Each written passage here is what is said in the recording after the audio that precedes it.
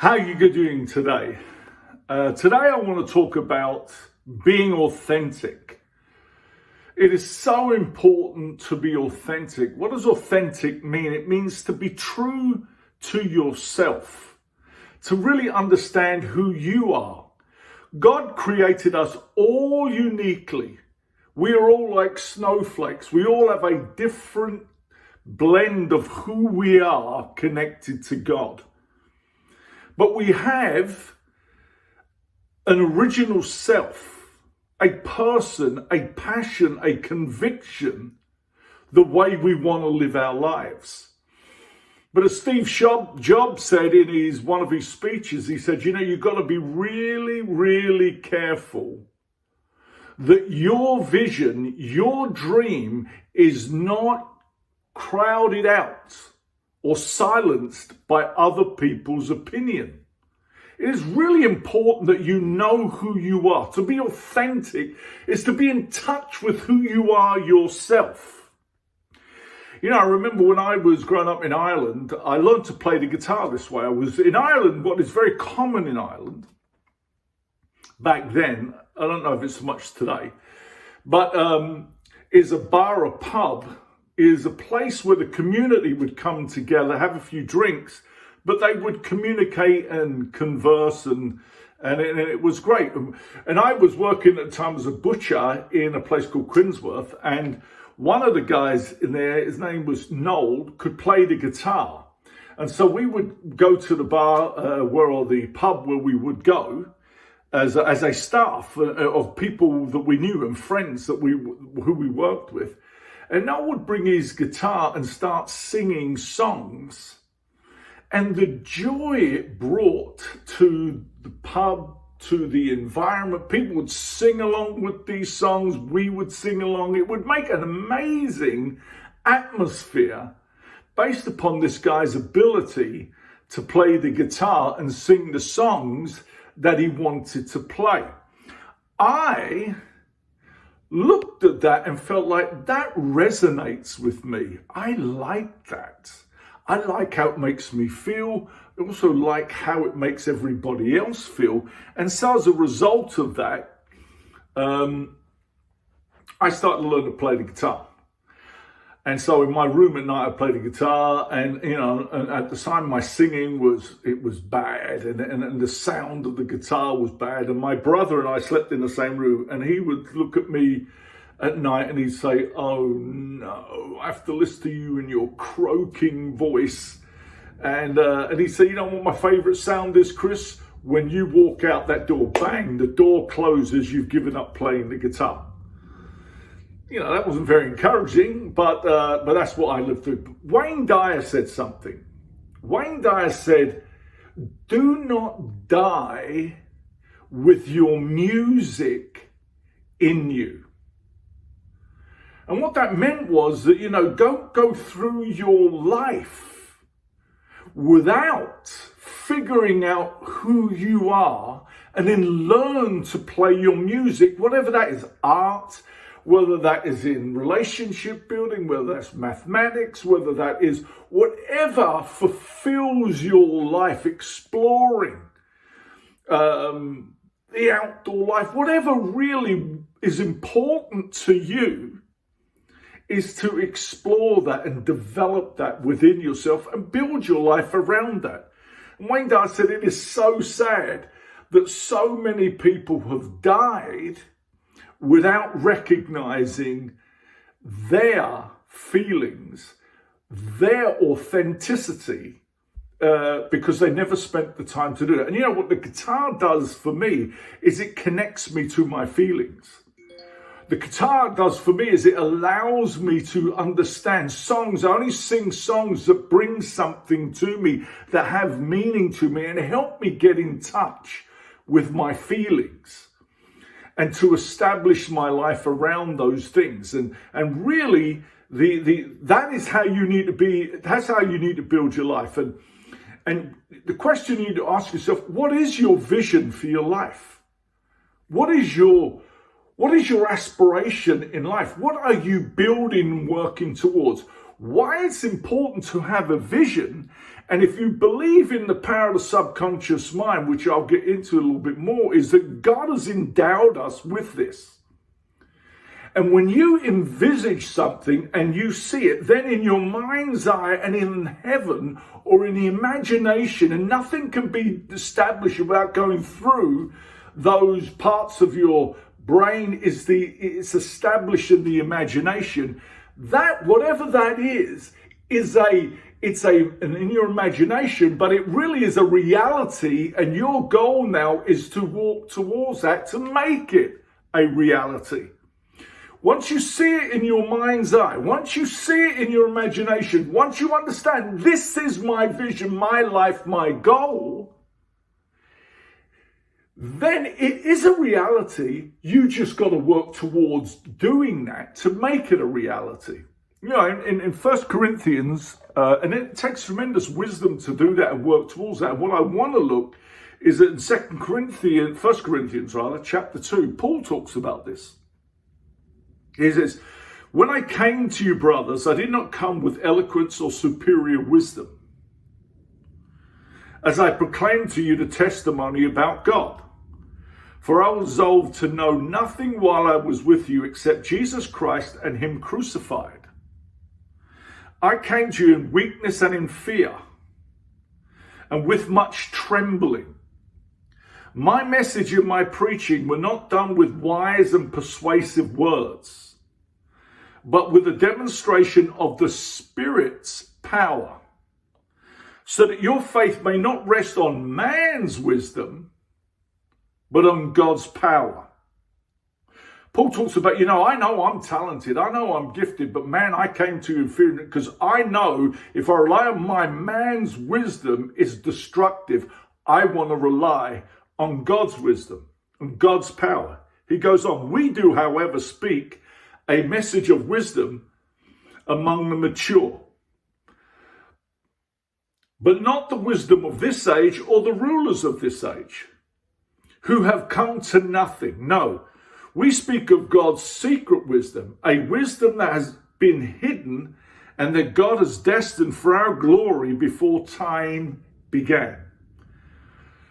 None of the rulers of this age understood it, for if they had, they would not have crucified the Lord of glory. However, as it is written, no eye has seen, no ear has heard, no mind has conceived what God has prepared for those who love him. But God has revealed it to us by his Spirit.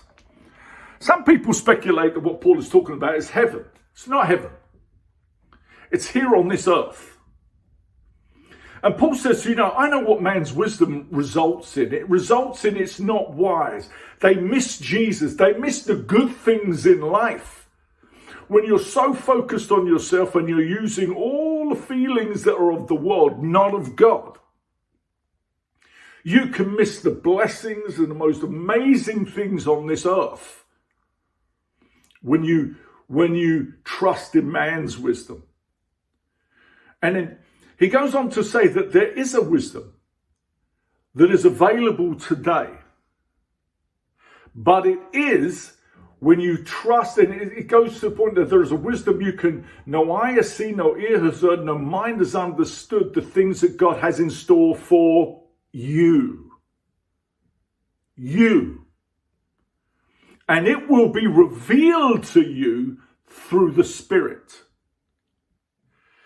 Paul is saying the world lives by this wisdom, and it results in their lives in the way it is. But there is a wisdom that God has hidden, that predestined for us to have. And when we follow Jesus and we are connected with Jesus, he will reveal it to us on this earth. The whole passage then goes down talking about the Spirit of God. The Spirit knows God.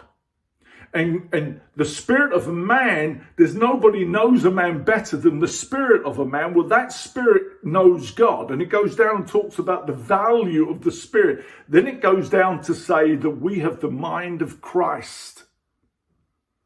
And the point is saying is that the wisdom that is from God, the wisdom that God believes that can give us the life the authenticism that we want in our life, the Spirit will give us when we have the mind of Christ and trust in the Spirit.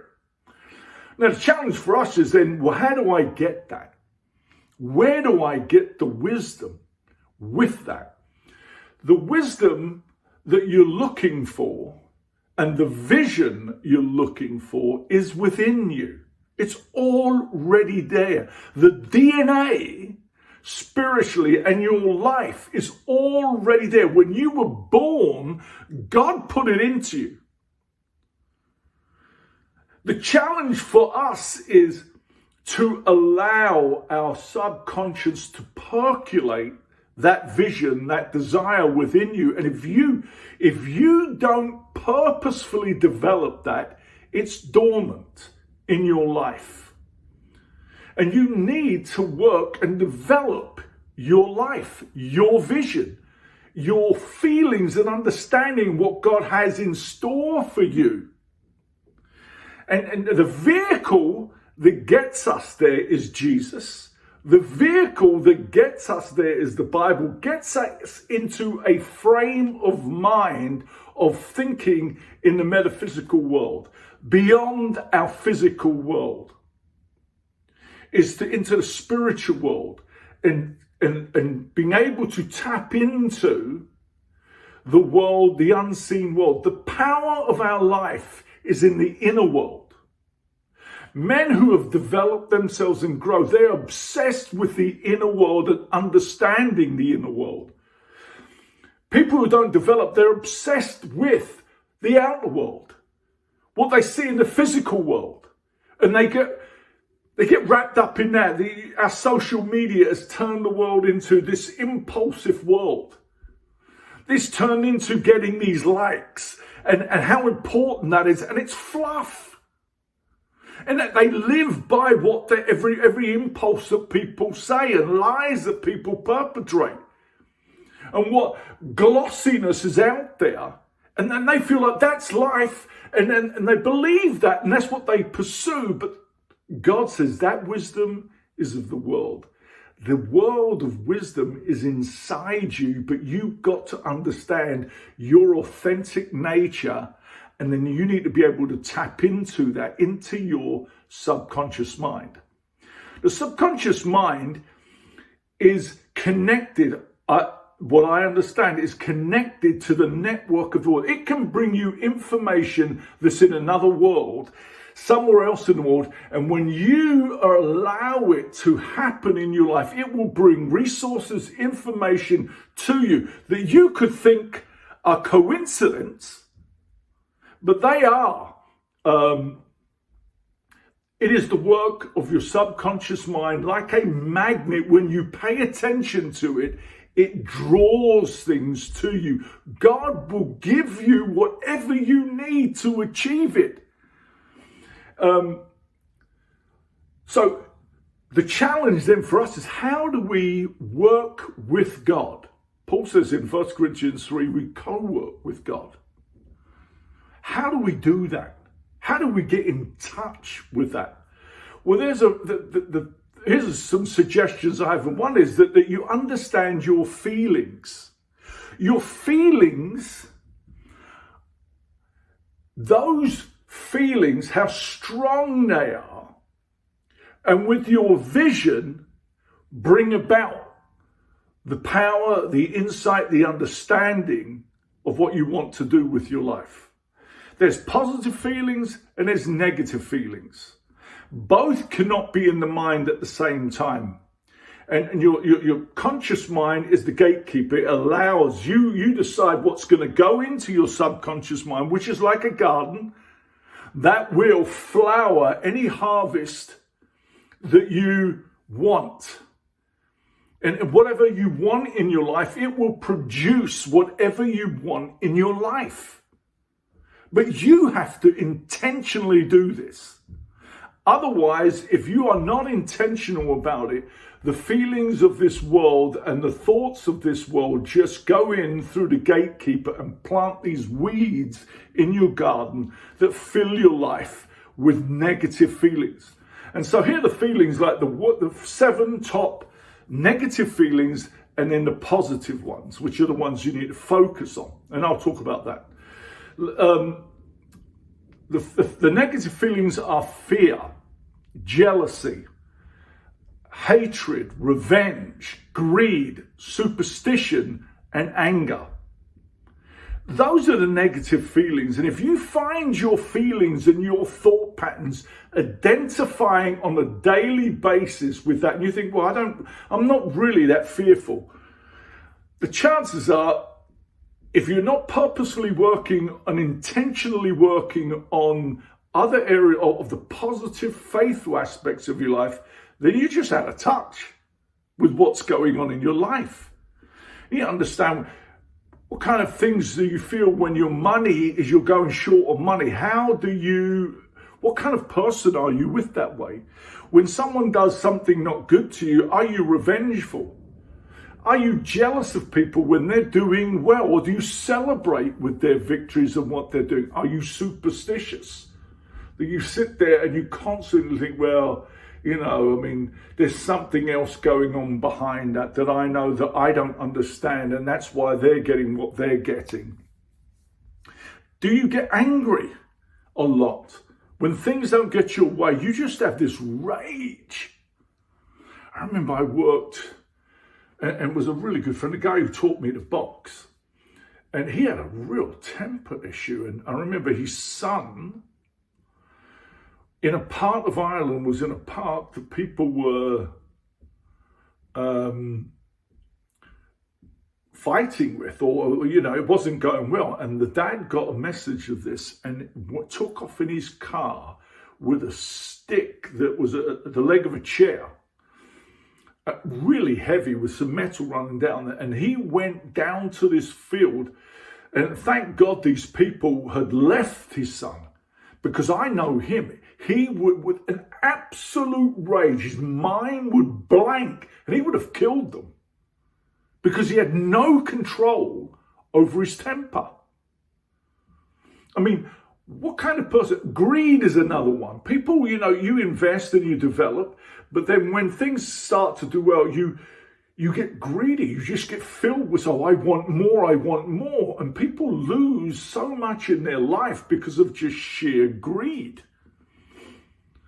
But the things that you want to fill your mind with and pay attention to every day, and if this is not what's bubbling up or coming to your mind, then you need to dismiss that. The positive ones are desire. There's a thought that what you desire, God desires for you. And when you get in touch with desires and understand desirably, like, I want to live a certain way, I believe I can live a certain way. When you bubble up those desires that you can flesh or create a dream around, God is for that. Is to really live your best life. Faith. Now, there is a faith in God, but also this aspect is faith in yourself. Knowing you're capable of doing these things. You're capable of achieving what resonates with you. What is your passion? What are your feelings? You can be that. You have faith in yourself and who you are as a person. Love. That love, you have a genuine sense of love for humanity, for people, that you love mankind. You love what the wilderness. You love some of the most amazing things that are out there. You enjoy really loving people and what you see in this world. Joy. Being joyful, happy, understanding what brings this happiness in your life. Enthusiasm, romance, and hope. These are the 7 strongest qualities and feelings of a man. Now, what you need to be able to do is identify how often do you feel these things. And why I play the guitar is because I want natural flow in these feelings. to bring about what I desire, so I can identify, oh, that's how I feel. Oh, that's that feeling. That's how that feels. And the truth is, it's so easy to be in touch with the negative feelings because that is the world. And that is what peppers your mind, your gatekeeper every single day. The Bible says that Satan accuses all day long. We've got to understand that. But what we do need to know is if you focus intentionally on the positive things built into a vision, you will become that person you want to become. Proverbs 29 verse 18, Solomon says, without vision, my people perish. Hosea 4 verse 6 says, that my people don't have knowledge, so they are destroyed. And it's so important that you develop your own knowledge, your own feelings, your own aspirations, your own authenticity, that this is who you are. You're going to be true to yourself. You're going to identify the feelings that God has already implanted in you, the DNA of who you are. You just are not going to be fearful of what the world says, but you're going to be faithful and believe that God can bring this about in your life. When you have those feelings and see, it's amazing when you believe it and then you purposely think about it, when it starts showing up, the bridge of incidences, which things that may pop up that you think, well, is that lucky or is that coincidence? Once you believe this, you recognize it all the time and see, this is God responding to me. Today I was thinking every morning I read, I meditate, and I consciously think of these things. And today I was like, I have a financial goal that I want by the end of this year, and that I believe in it. I work with this material all the time. And it's amazing when you do this. And I focused on these desires this morning. Unbelievably, a guy called me up this morning and said, Chris, and I'd worked with him in the past. He said, you're really good with people. I want to partner up with you and do stuff in London and work together, because I know together we can be unbelievable. That was just out of the blue. I remember too, when I was younger and I was in Ireland. In Ireland, I love Ireland. Ireland's one of the most beautiful countries in the world, but one of the things, it rains all the time. All the time.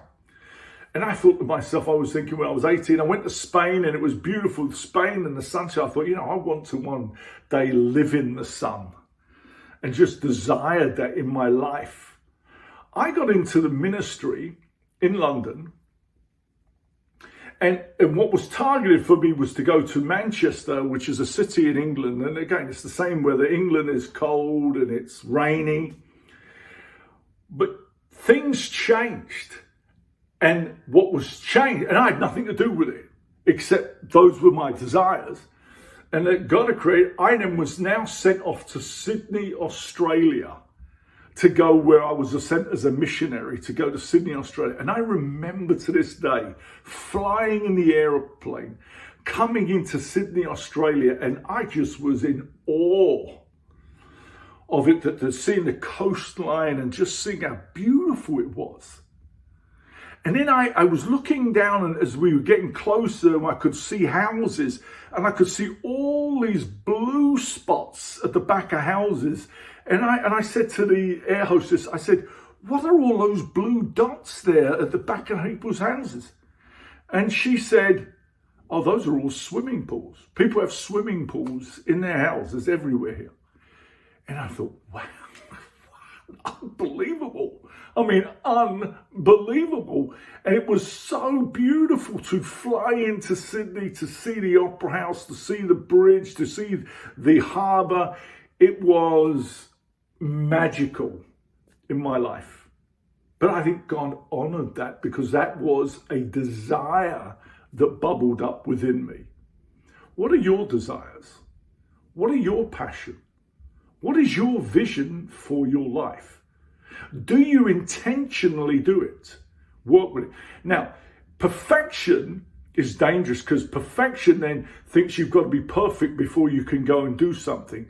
That isn't. God is grace. God gives you so much grace. What you need when you have these thoughts, and you've got to let things go. Let them just come up and contemplate things. And when things come up that are not of those values, you just let them go, release them. But hold on to the feelings and the thoughts that are in a line with your vision. And God will honor that with you. Learn to become you, the authentic self. I pray you have a great week this week.